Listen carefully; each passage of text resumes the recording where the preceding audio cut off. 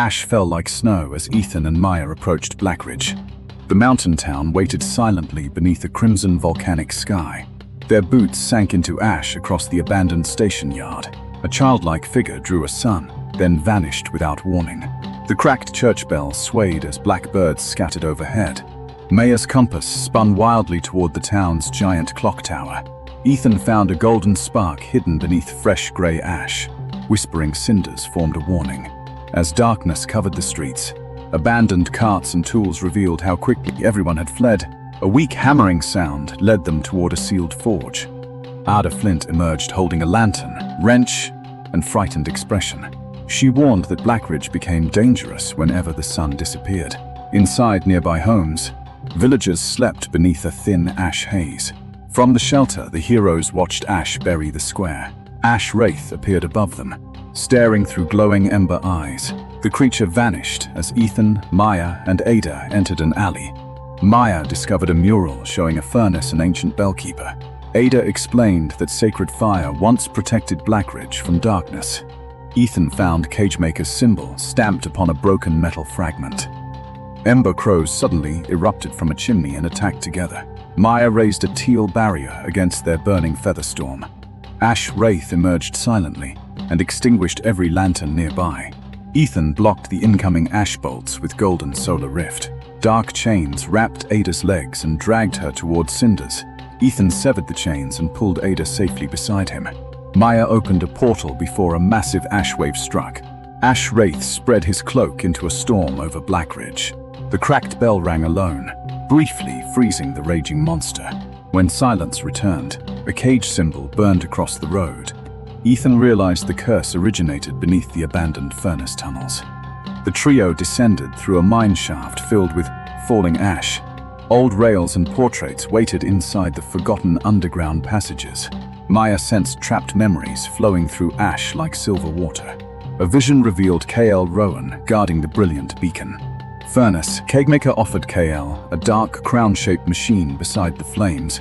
KL refused, but black chains struck the furnace from everywhere. The sacred fire exploded and transformed Kyle into living smoke. Ada recognized Kyle as the grandfather her family believed dead. The heroes found brass breathing masks, prepared for ancient ash storms. Ethan gave Ada protection as the tunnel became dangerously hot. The mine opened above a black lake covered with cinders. A rusty chain bridge stretched toward a distant ruined shrine. Ghostly ash hands rose silently from the water beneath them. Sleeping miners hung inside gray cocoons around the ruined altar. Maya realized their breath and memories were trapped, not destroyed. Cagemaker's blue image appeared above the shrine and watched coldly. He declared Blackridge would complete his mysterious fifth cage. Maced ember spirits spiraled outward as the cinder choir awakened. The spirits drained glowing breath from every suspended miner nearby. Ethan attacked while Maya disrupted the ritual with teal runes. Golden afterimages followed Ethan across the swaying chain bridge. Maya revealed safe stepping points for Ada across the gap. Ada rang her forge bell, forcing the spirits backward immediately. The team recovered shining breath crystals from the unstable altar. Ash Wraith descended from the smoke like a violent storm. The monster formed a huge scythe and swept across them. Maya caught the falling Ethan inside a teal portal. An iron gate crashed down and separated Ada from everyone. Ethan pulled against the gate, using powerful solar anchor chains. Maya flowed through broken stones and reached Ada beyond it.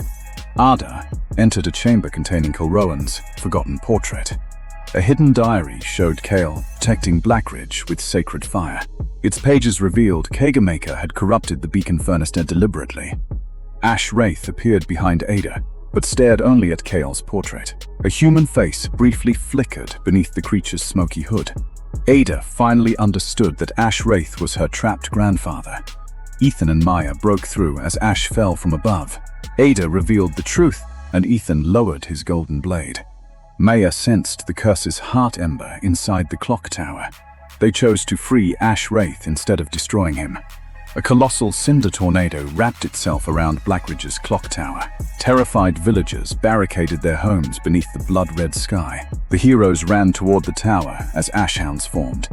Ethan crossed rooftops while golden afterimages confused the pursuing hounds. Maya moved Ada safely through a portal across broken streets. Possessed villagers blocked the road, forcing everyone to avoid them. Gentle teal currents guided the trapped townspeople away from danger. The group reached an old lift beneath the mountain cliff. The Cinder Choir attacked and tore at its support cables.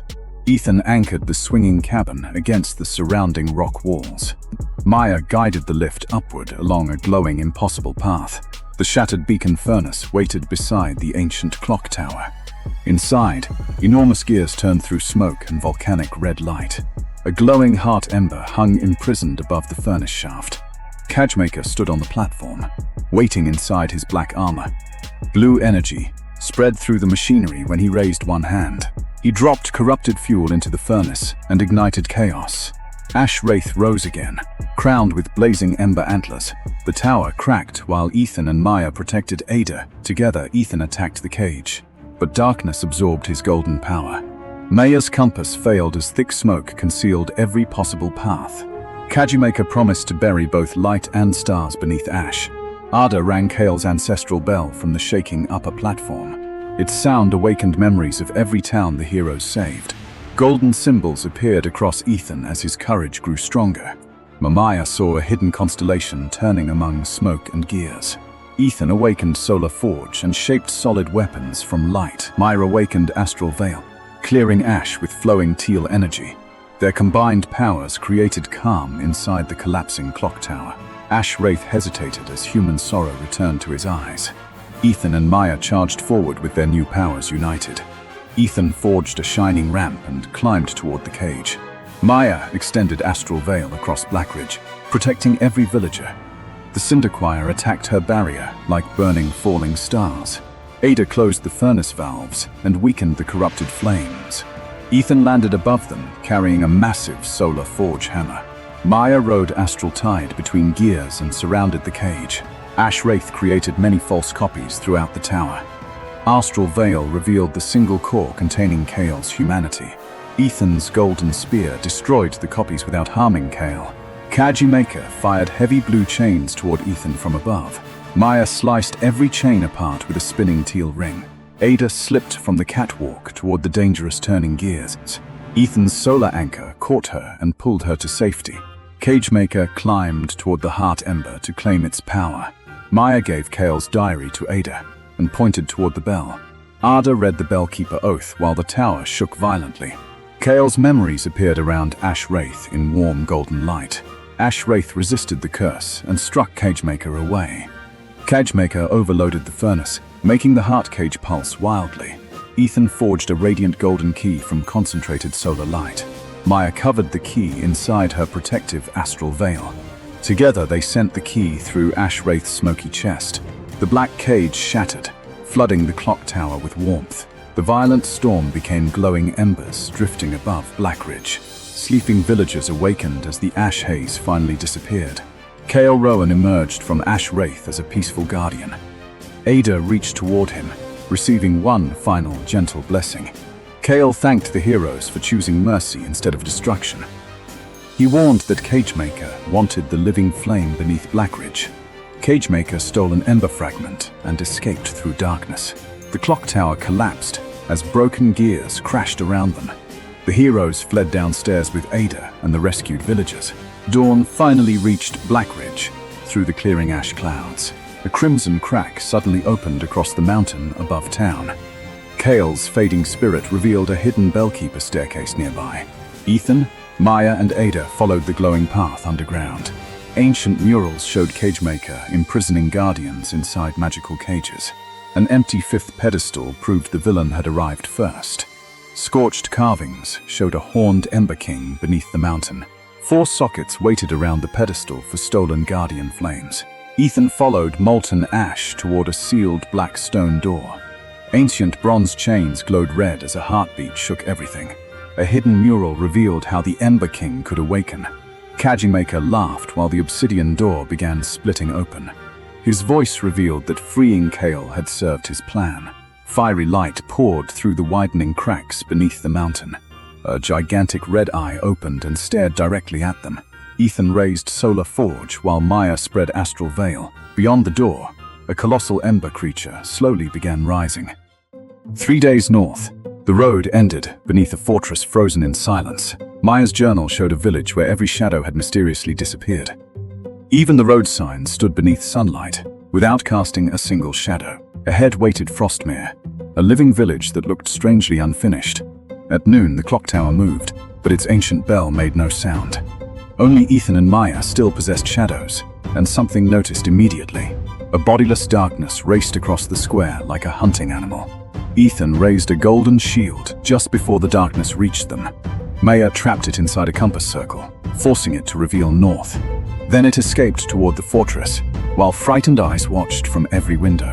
Inside the inn, every villager carried the same impossible absence. Old Tomas explained that the theft began 7 nights earlier. Each midnight, the Hollow Man crossed rooftops and harvested sleeping shadows. The attacks always began when the tower tried to ring 13. Maya found a magical thread connecting the fragment to the mountain. A child named Nia asked whether shadows could ever come home. Ethan promised they would return, then made sunlight dance for her. But Nia's reflection moved alone, reaching through the glass behind her. Maya sealed the window before the reflection could steal anything else. Before vanishing, it pointed toward the clock tower, not the fortress. The clue led them across the empty square toward Frostmere's silent tower. Inside, hundreds of stolen shadows waited inside frozen glass spheres. One captive memory showed a secret gate beneath the northern cliff. Ethan severed the black chains, but the spheres refused to open. Then the clock reversed, turning its own machinery into a deadly trap. Maya opened a portal, dropping them safely beneath the falling gears. Below the tower, a mural revealed the monster had once been a guardian. The villagers called him Orin, until a crowned stranger came north. The crowned eye awakened a hidden route across Maya's living map. Before sunset, the hunters followed that route toward the frozen fortress. The fortress rose from the glacier like a prison built for winter. Halfway across, hands of darkness climbed from the ravine below. Ethan shattered the hands without destroying the bridge beneath them. Maya carried them through the gate as the bridge vanished behind them. 4 empty cages confirmed the first battle had been carefully arranged. The Hollow Man had not escaped its cage. Someone had released it. A silent bell pulse twisted the fortress into an impossible maze. Their own shadows began following one heartbeat behind their bodies. Every mirror predicted the same ending. 2 heroes emptied of darkness. Then the Hollow Man appeared, waiting silently at the corridor's end. Its wooden mask cracked open, releasing a cold made from forgotten voices. It copied Ethan's movements and forged a blade from his own shadow. Gold met darkness, and every mirror repeated the impact 1,000 times. Maya's compass found too many norths, each pointing toward another reflection. The creature entered one reflection and emerged from the floor behind Maya. Ethan's shield arrived first, saving her shadow by a single breath. Maya mapped the reflections, searching for one image that lied differently. One reflection faced backward, revealing the real monster's hidden position. Her portal dragged the true Hollow Man. Out from behind the glass, Ethan struck hard, driving the creature into the chamber beyond. They entered an observatory where darkness moved like a machine. 12 hollow men rose together, each wearing the same empty mask. For the first time, Maya's compass could not choose a direction. Shadow ribbons hammered Ethan's shield from every direction at once. Maya reinforced the shield, but the darkness kept learning their rhythm. A hidden copy reached underneath and tore Ethan's shadow from him. Without his shadow, Ethan's solar rift faded to a weak ember. The stolen darkness became an Ethan-shaped warrior wearing his fear. Maya opened an escape path, while the copies closed around them. The portal collapsed between them, leaving each hunter completely alone. Ethan landed inside a maze where every path reflected his failure. His stolen shadow waited ahead, appearing at every turn he considered. The mirrors showed every promise he feared he could not keep. One reflection became Naya, repeating the promise he had made. With almost no power, Ethan blocked darkness using an ordinary flashlight. Its darkness remained connected to him by one fragile golden thread. Elsewhere, Maya entered an archive containing memories stolen from centuries. Her compass offered 3 impossible directions, and all were somehow correct. Maya stopped following the room and forced the room to follow her. At the center waited Orin's final memory before the mask changed him. Orin had once guided Frostmere safely through the deadliest northern storms. The villagers trusted him enough to place their shadows in his care. Then the Cagemaker arrived, promising power against monsters beyond the mountains. His gift was a crown shard that secretly fed upon fear. The shard twisted protection into hunger and memory, into endless silence. The Cagemaker imprisoned Orin, then collected 3 more corrupted guardians. Episode 1's attack had been nothing more than a controlled experiment.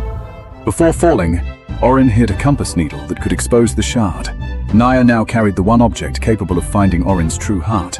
Maya awakened Astral North, a direction that existed beyond space. Ethan finally understood that fighting his own fear only strengthened it. He reached toward the darkness and accepted it as part of himself. His shadow returned, no longer an enemy and no longer a weakness. Solar Echo awakened, creating golden possibilities from every choice he trusted. His echoes explored every path, while Ethan followed the one that survived. Maya aimed beyond distance and opened a doorway directly toward Ethan. The partners found each other where no ordinary map could reach. Their reunion lasted one breath before the copies flooded the archive. Solar Echo tested the copies, while Astral North marked every false path.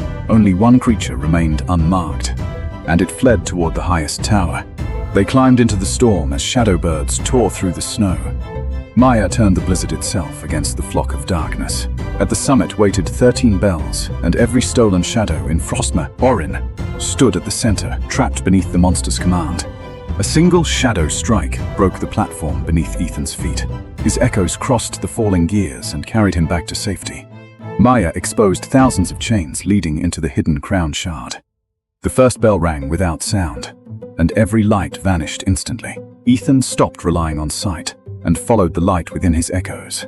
Maya summoned Naya's compass memory, locating Orin beneath the monster. She anchored every stolen shadow before the chamber could consume them. Ethan's echoes raced outward, severing hundreds of chains at once. The first shadows escaped, returning home like birds before sunrise. Losing its prisoners, the corrupted guardian expanded into a towering nightmare. The tower collapsed around them, but neither hunter abandoned the plan. Maya redirected one attack into another, binding the creature with itself. Ethan climbed the living darkness on steps created by his echoes. He struck the mask carefully, breaking the prison without breaking Orin. Behind the crack, a human eye begged them to finish the rescue. Maya fixed the moving shard in place with impossible celestial direction. Ethan cut the crown shard free, releasing years of imprisoned silence. Gold and teal power shattered the corruption before it could escape. The nightmare fell away, and Orin's true spirit finally stood upright. For the first time in 7 nights, every bell rang together. The stolen shadows raced home beneath the first light of morning. Orin revealed the Cagemaker's true hunt stretched far beyond these mountains. His next shard had already reached something sleeping beneath a drowned city. Orin entrusted Maya with a needle that always pointed toward corruption.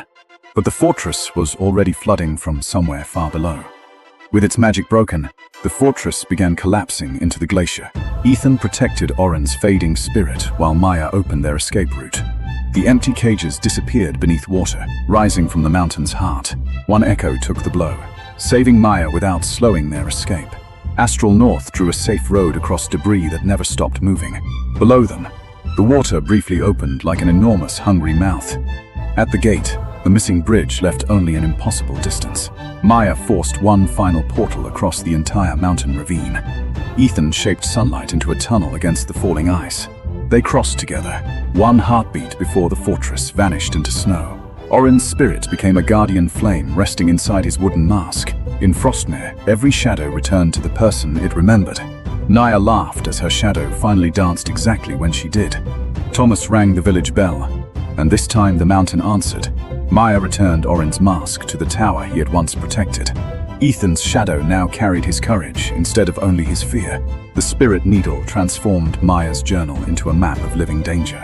The strongest signal came from Belgrave, a city drowned beneath black tides. Naya offered her compass, and its needle turned toward the western sea. Thomas gave Ethan a bell, warning that silence would not help next time. By sunset, the hunters were already descending toward the drowned coast. That night, green lightning flickered beyond the mountains without making thunder. Then Ethan's new bell began trembling beside the frozen lake. A green crack opened beneath them, revealing water where none should exist. Beneath the ice waited Belgrave, impossibly distant and impossibly close. Then one enormous eye opened beneath the drowned city. A massive hand pressed upward, testing the frozen surface between them. Far away, the cage maker watched through another stolen eye. He opened a fifth cage and lowered another crown shard into water. The lake erupted, and Maya Moore began climbing into the moonlight. Episode 2 ended as the next monster opened its endless mouth. At sunset, Ethan Vale and Maya Cross reached a village afraid to breathe. Worried faces watched them, while one child pointed toward the graying forest. Inside the archive, Maya's ancient journal awakened beneath 4 monstrous drawings. Though every window stayed closed, a violent wind scattered maps and candles. The glowing pages showed Ash Wraith drifting silently between dead black trees. Then village bells rang alone, and cold grey ash began falling. Ethan raised his flashlight. Maya closed the journal, and together they entered darkness. Beyond the gate, fresh ash footprints appeared one after another before them. A burned handprint scarred a tree, and gold flickered beneath Ethan's fingers. Maya's teal compass lines rose from the journal and guided them deeper. Soon the forest leaned inward, forming a tunnel that seemed alive. A roaring ash wall erased their path home and sealed the hunt. Between distant trunks, 2 orange eyes opened inside a towering shadow. Maya drew a teal compass barrier, fragile but bright against the darkness. Ash Wraith struck first, crashing a black wave against Maya's shield. Ethan dragged her behind a fallen log as smoky claws tore overhead. The journal revealed the truth. This creature grew stronger by feeding on fear. Faraway screams made Ash Wraith swell, and Ethan finally understood its hunger. He stood without retreating, while golden threads wrapped around his clenched fist. When the monster lunged, Ethan's first solar rift shield exploded into life. Maya joined her compass magic to his light, strengthening the trembling dome. Together they pushed forward, blasting Ash Wraith backward through the moonlit trees. But the monster shattered into copies, surrounding them with countless burning eyes. Maya spun a teal wind spiral, lifting 2 false wraiths away. Ethan shaped a golden blade and cut another copy into harmless embers. Behind Maya, the true Ash Wraith rose higher than the forest. Her compass needle warned her, and a portal opened beneath her boots. She reappeared beside Ethan, pulling him clear with a burst of wind. Through magical sight, Maya found a tiny ember hidden inside the smoke. She pointed, while Ethan gathered fierce golden power between both hands. Ash Wraith became a giant vortex, dragging branches and darkness toward itself. Maya anchored them to 4 trees using glowing compass chains. Ethan charged through the storm behind a sharp triangular shield of sunlight. Inside the vortex, he struck the ember core with one concentrated pulse. The towering nightmare collapsed, leaving only quiet ash and a black crystal. Ethan wrapped the crystal carefully, while Maya recorded their first impossible victory. Then a wet roar sounded below, and muddy water stole the crystal. They chased the flooded stream downhill through rain, fog, and twisted roots. The trail ended at a moonlit swamp beside an abandoned pumping station. Green eyes opened beneath the water as Ethan tested the rotten bridge. Suddenly Maya Moore erupted upward, dripping slime from its enormous hungry mouth. Its fists destroyed the bridge, throwing Ethan and Maya in opposite directions. Ethan caught a hanging rope dangling above water that watched him back. Maya pulled him onto a platform with a ribbon of teal wind. Maya Moore inhaled fiercely, swallowing reeds, broken boards, and rushing swamp water. Ethan anchored them with golden steel, while Maya raised a wind shield. Inside the slime, Maya saw the stolen crystal glowing like poison. Ethan fired at it, but his light scattered through the watery body. Maya Moore bubbled with laughter and launched sticky tendrils across the platform. Maya linked 2 portals, turning the monster's own tendrils against its arms. Ethan raced across floating logs, creating golden steps beneath every landing. A crushing wave followed, but his curved shield carried him backwards safely. At the pumping station, Maya found an ancient valve beneath rusted machinery. She turned it with telekinesis, while Ethan blinded Maya Moore with flashes. The floodgate opened, releasing clean mountain water through the poisoned swamp. Now Ethan struck the water, sending a golden ripple beneath the monster. The ripple lifted Maya Moore completely, exposing the crystal inside its chest. Maya held the beast aloft with 4 enormous teal compass rings. When slime tendrils reached her, Ethan severed them with crossing light blades. With one precise magical thread, Maya pulled the crystal through the slime. Freed from its curse, Maya more melted into harmless, ordinary swamp mud. Ethan trapped the crystal in golden light as calm water returned. Yet a wooden mask appeared upon it, pointing toward a ruined chapel. By morning, the heroes climbed a narrow path beneath gathering grey clouds. The abandoned chapel waited among dead birches. With one candle still burning, Ethan opened the door, and black feathers drifted through the cold light. Broken pews faced a wooden mask, while claw marks scarred the floor. As Maya approached, the hanging mask slowly turned toward her. Every candle died behind them, leaving only Maya's teal compass glow. From the altar darkness, the hollow man unfolded to impossible height. Ethan aimed his flashlight, but the creature existed only outside its beam. It copied Ethan's pose exactly, like a reflection learning how to hunt. Then Maya saw another Maya writing silently inside an identical journal. Soon dozens of fearful duplicates filled the chapel from wall to wall. Ethan grabbed the wrong Maya, and she broke apart into black splinters. The real Maya's truth compass cut through deception and found Ethan. She pulled him inside a teal circle, freezing every false figure outside. Above them, the hollow man crawled across the ceiling with reaching fingers. Ethan fired upward, but the creature flattened and slipped between beams. The journal warned that it could move only through darkness left unobserved. So Ethan shattered the boarded windows with careful bursts of golden light. Morning flooded the chapel, trapping the monster where no shadow remained. The hollow man removed its mask, revealing a void without stars or bottom. Its emptiness pulled Maya's magic away, until Ethan shielded her with warmth. Then, the creature turned the floor into a mirror of endless corridors. Ethan and Maya fell through, entering a maze of doors and stairways. Maya's compass spun uselessly, while Ethan searched each doorway for hidden symbols. One showed ruin, one showed loneliness, and one showed Maya imprisoned forever. Maya closed her eyes, followed the journal's vibration, and found one plain door. Ethan cut the chains, and they escaped through the unmarked doorway. They returned behind the real monster, surprising it beside the altar. Maya imprisoned it inside 4 rotating rings of teal compass energy. The shadow stretched through the cage, reaching dangerously close to her face. Ethan formed a golden sun above it, filling every opening with light. The wooden mask cracked, and the creature unraveled into harmless black ribbons. From inside the mask rolled a seed, already growing dark, thorny roots. Maya reached for it, but roots exploded through the chapel walls. The whole hill shook as giant roots tore open the earth. Fangroot rose beneath the chapel, a colossal beast of wood and thorns. The collapsing ruins slid from its shoulder as Ethan and Maya ran. With one roar, Fangroot commanded every dead tree upon the ridge. Maya opened a portal, dropping them safely beyond its crushing wooden claw. Ethan's shockwave struck its chest, but glowing sap absorbed all the energy. Fangroot swung again, launching a storm of thorny vines across the ridge. Maya's spinning wind discs sliced the thorns into harmless falling leaves. Golden sight revealed the crystal buried behind Fangroot's armored chest roots. Before they could attack, root walls rose into a living labyrinth. Separated inside, Ethan shouted while Maya followed glowing compass arrows. A root mouth snapped at Ethan, but his compact shield held firm. Maya discovered ancient statues, each carrying the symbol from her journal. When she activated the first, Fangroot's glowing sap suddenly weakened. Ethan broke through a wall and found Maya beside the second statue. Together they awakened 3 more, forming a teal star over the ridge.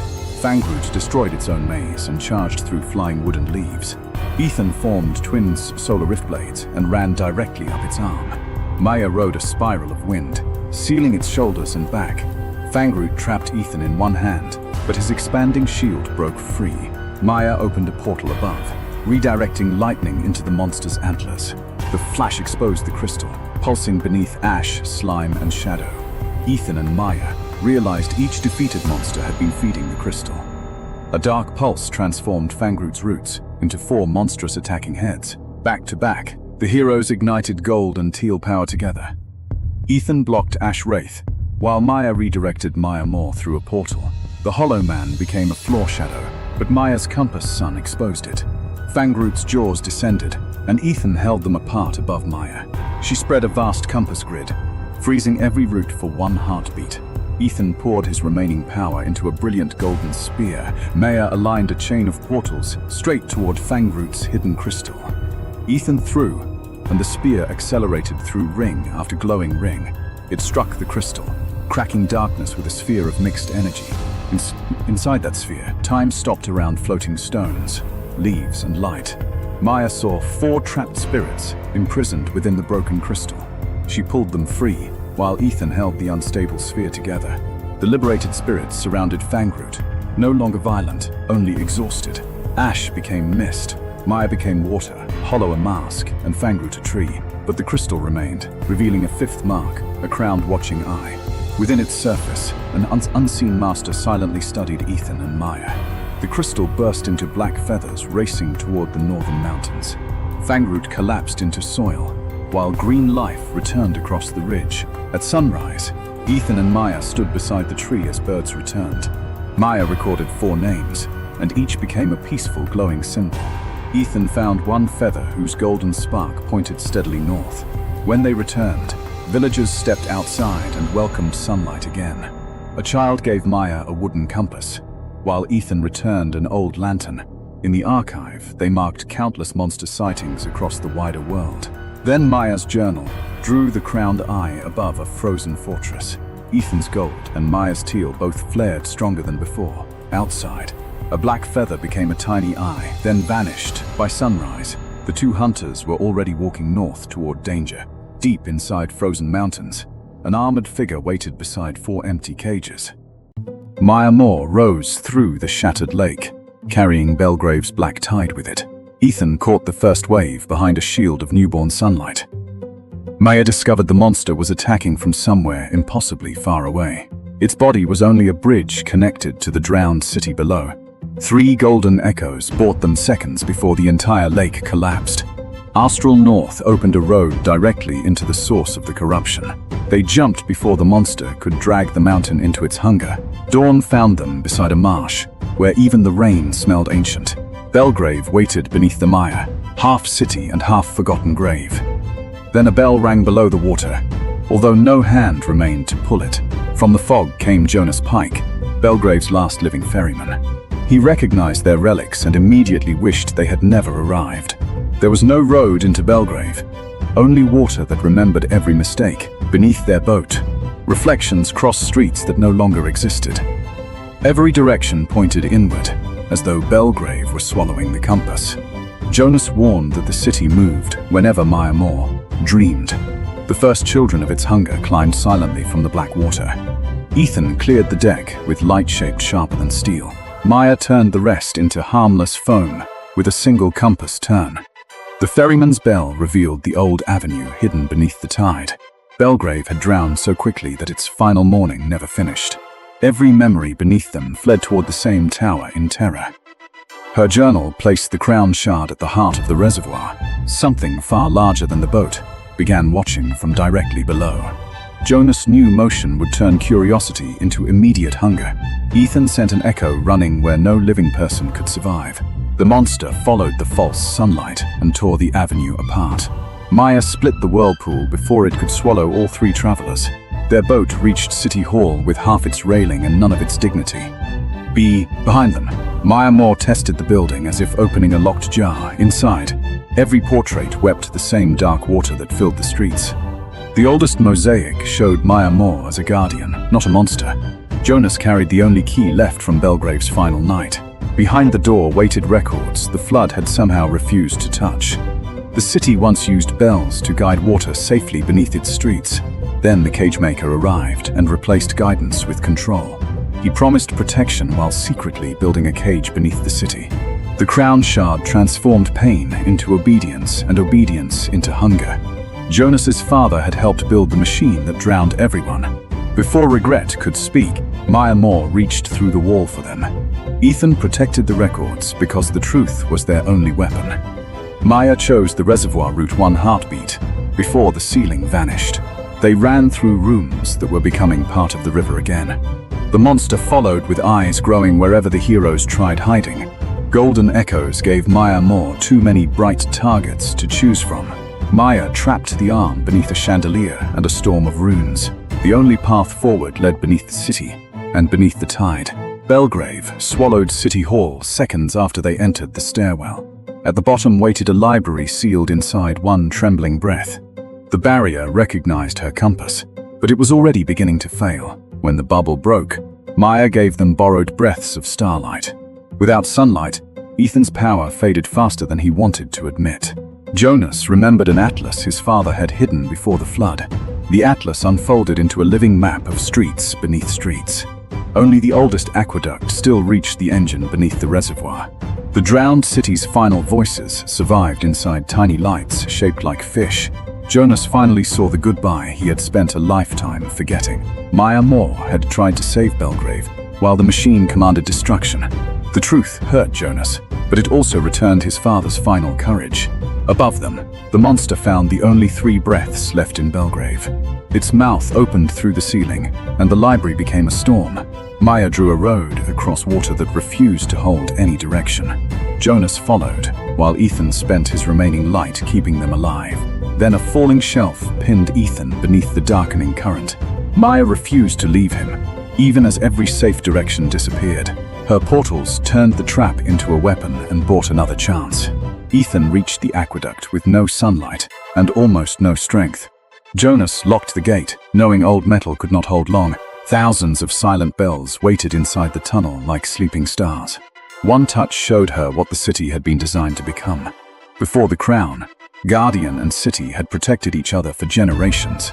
The Cagemaker corrupted every bell, so pain would travel in circles forever. Tomas's bell answered with sunlight stored from every honest promise. Ethan rang the bell, and remembered light returned from impossible places. One by one, the drowned bells carried his light toward the reservoir. Maya Moore broke inside, too hungry to understand the song around it. His echoes scattered through the tunnel, awakening every bell they touched. Maya shaped the ringing into a map no darkness could erase. The music opened a staircase leading below the lowest foundations. They descended as the Guardian's corrupted hunger followed close behind. Below the city waited thousands of memories sealed inside green bubbles. The Crown engine survived by drinking everything Belgrave had remembered. Among them floated Jonas's father, still holding the final emergency lever. His silent warning showed 3 controls that had to turn together.